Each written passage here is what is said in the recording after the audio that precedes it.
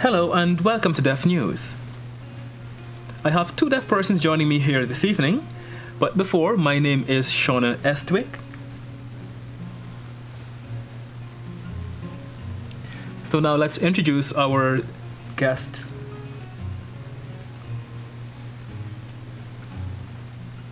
My name is Colin Sertima and this is my sign name.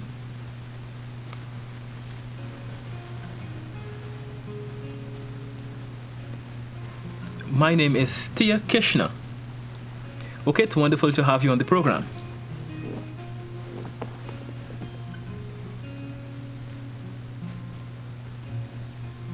Now, we've recently had a 50-year flag-raising celebration in Guyana.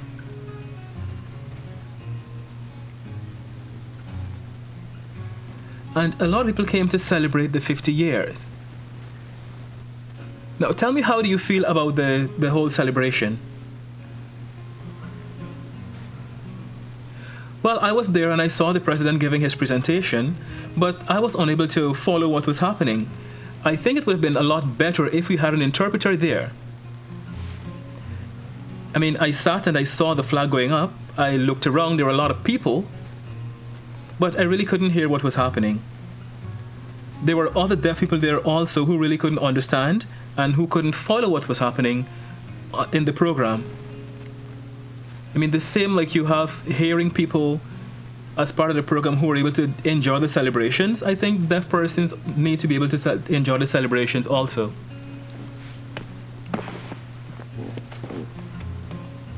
Now, I think that is why when you have a program with hearing persons and deaf persons alike, we need to have interpreters there. Oftentimes we have deaf persons who just sit and watch and they're unable to follow. Hearing people are celebrating, they're cheering, they're happy, and they're having a really good time. But, you know, for the deaf person, we're just sitting there trying to figure out what is happening. And then we just look like a sorry bunch. I think we really need to have interpreters there so that it can help us to understand what is happening. I think that'll be a very wonderful thing.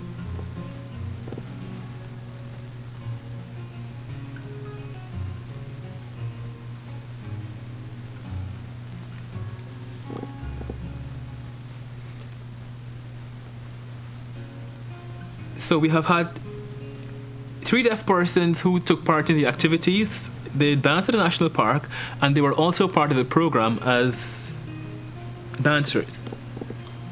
Thank you.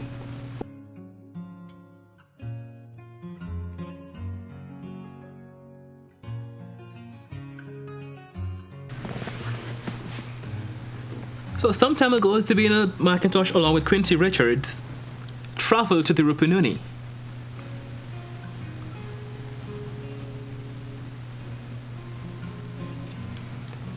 They were there, and there were a lot of Amerindian people whom they met with.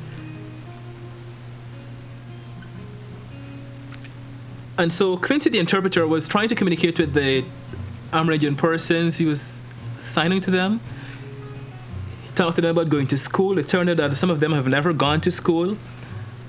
So he asked about their children and how they were able to learn and understand.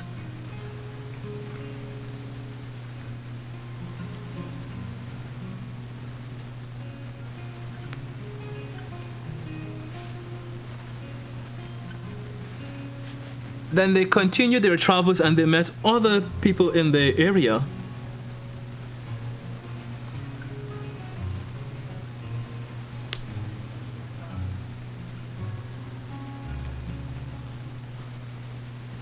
And so Quincy was there signing with them, trying to communicate with them, traveling back and forth. And so now we're going to give you a clip of what transpired. And so here's the map, and here are some of the places that they visited. I don't know if you can see that.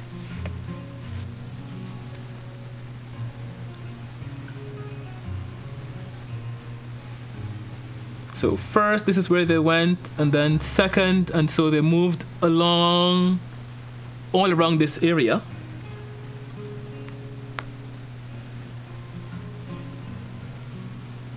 So it's pretty far up in the Rupununi. And so we have deaf persons living there And it is not as close as you would expect in Georgetown. They're really scattered and far and wide.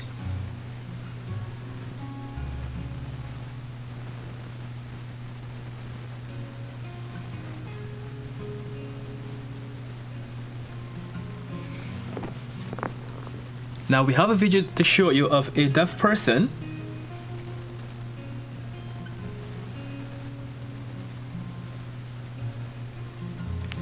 and another one to show you of a woman in the Rupununi who is spinning cotton.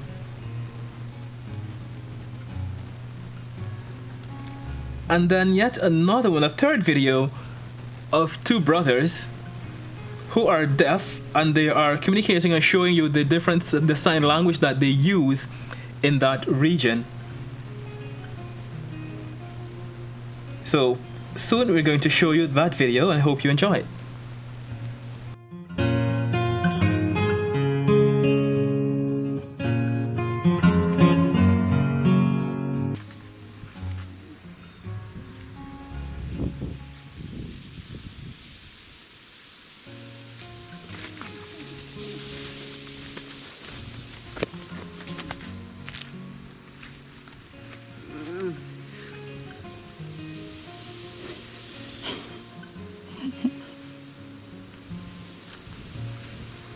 Over there.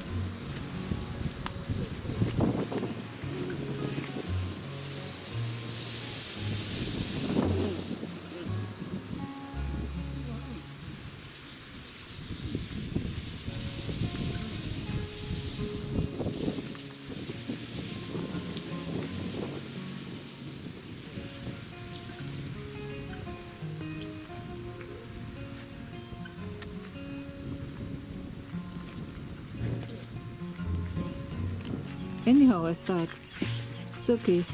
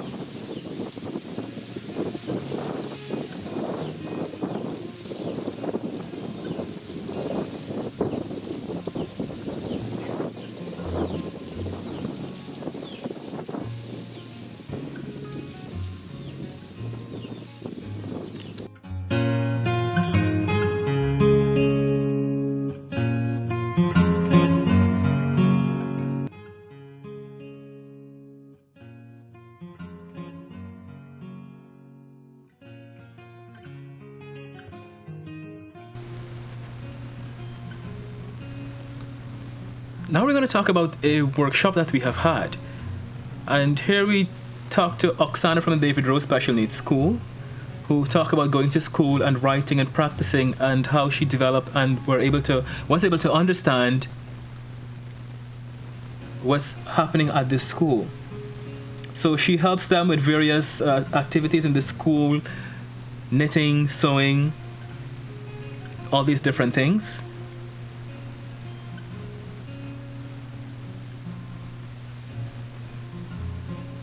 Then we have another person from Berbice who helps the students to write, help them to understand.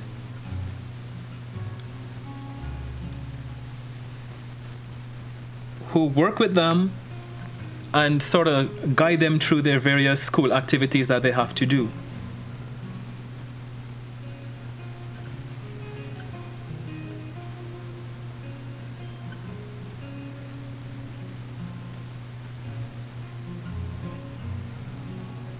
then we have another video of a father who is training his students and helping them to develop. And so you will see them working, making clothes, doing their own cutting out, doing their own sewing.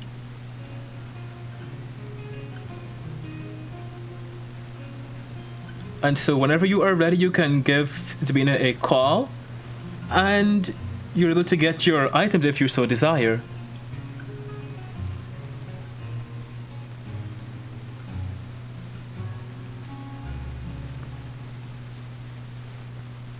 And so I've seen them modeling before in the clothes that they've made. And so if you need a card, you can call them. If you need their address for them to make clothes for you, then you can give them a call and I'm sure they're able to do it for you at a cost that you might be able to afford. And so they make a lot of wonderful things and you can look at it for yourself.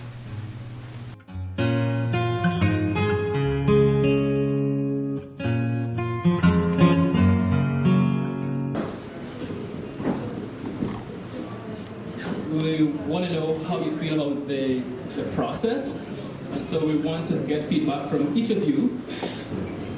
Just some information about the little changes, like what do you think, how do you feel, what ideas do you have? Do you think it's different? Do you like it? Do you not like it? How do you feel?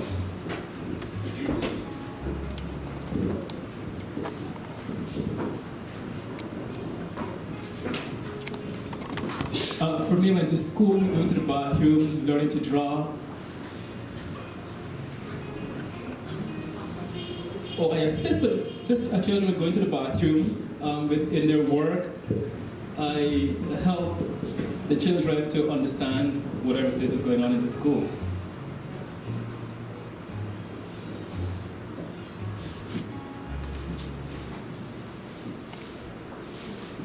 Do you think it's important for you as a deaf person to be in the school?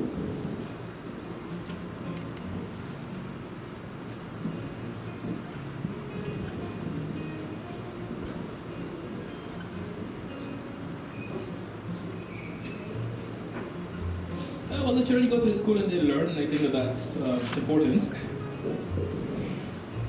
So, what about you, Asiya?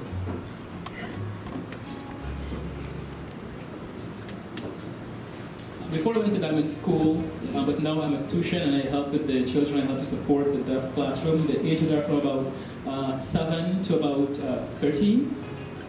I teach, I help them with in the development process. We have classes from Monday to Friday. We have drawing.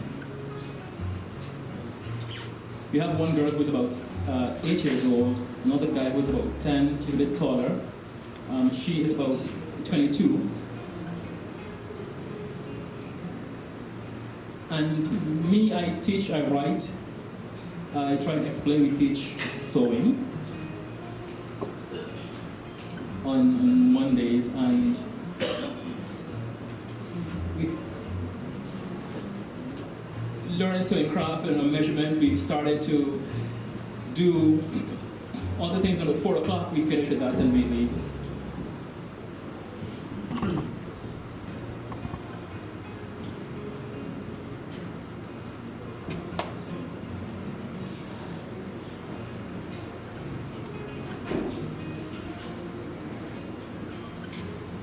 So you, as an adult in the school now, working with the deaf students, do you think it's important that you are a deaf person working with the younger deaf person as opposed to a hearing teacher in the school?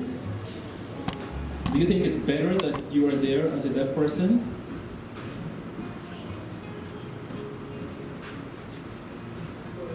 At Diamond School, we had a hearing teacher teach me science, social studies, mathematics, English, English language. I did all of that in school. But at tuition, there's been a change where Zabine came and she spoke with me about working in the classroom and supporting the other children. I look at their work. And it's sort of the same way. Tuition. Do you like the change? For me, yes, I like working with them. I like helping the children. We don't have any hearing students there, just deaf. And Sabina comes and she gives a lot of support to us. Before she came, and while we were learning sewing, we went to learn sewing, and so we got our certificates, and after that we were able to sew, and I think that's good, and the children are learning.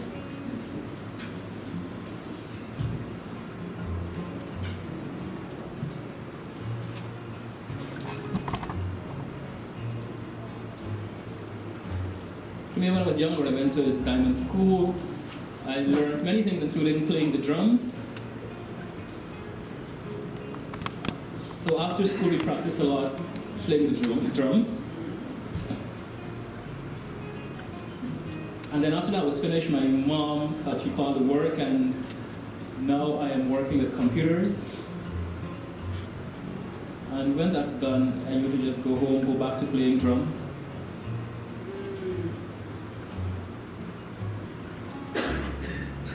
And so oftentimes we'd call when we have various performances.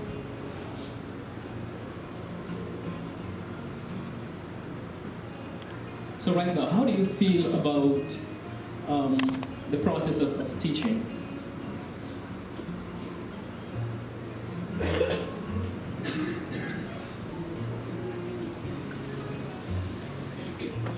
Is that yes, it's fine? Okay.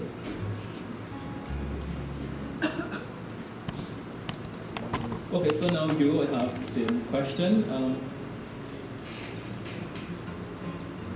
How about school,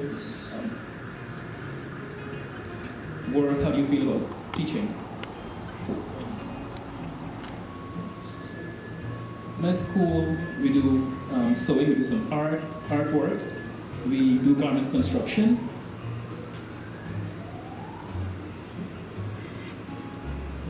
We draw various things, we make different things. The deaf students come and we do some artwork, and I think that is good so far.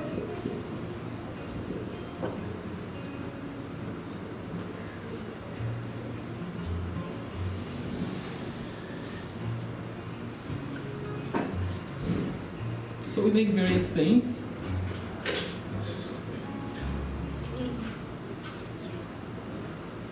In garment construction, and that is good.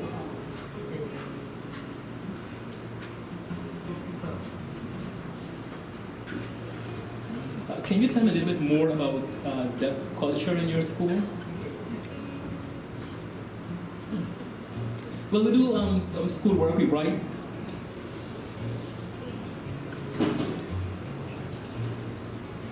I have to teach.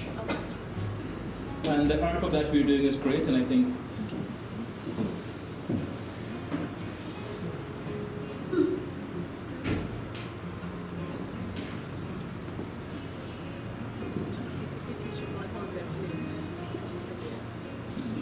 so the question was, do you teach about your deaf life? And she said yes.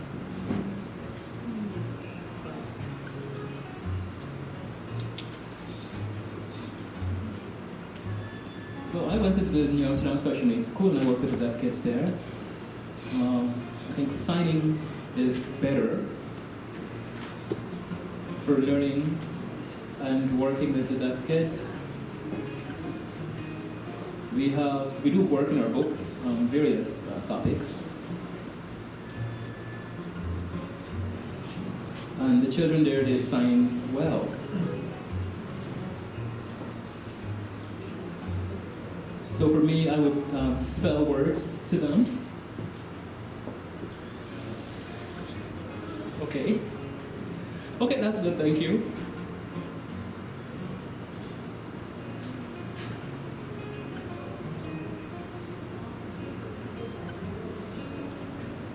What was the question? No, comment. Oh, so I think that we need deaf classrooms to help in the learning process. Signing, as you said, signing can help in learning. And signing can definitely help with learning.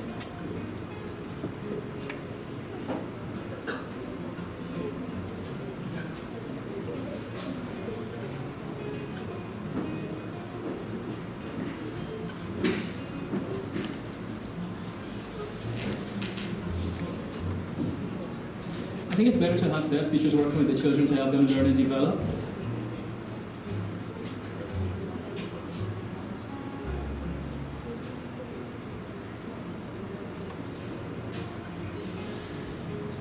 I think the process of working with the deaf students in the school is a very tedious one, and that having a deaf teacher is good.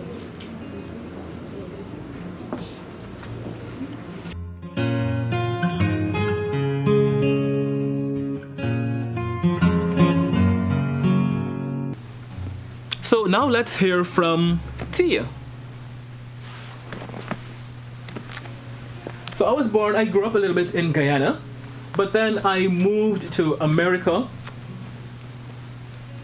and I went to school there. I think I went there because the education is important.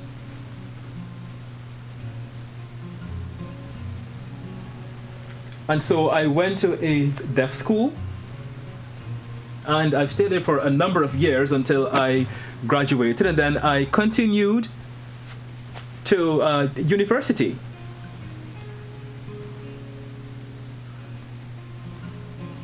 I think that was really good.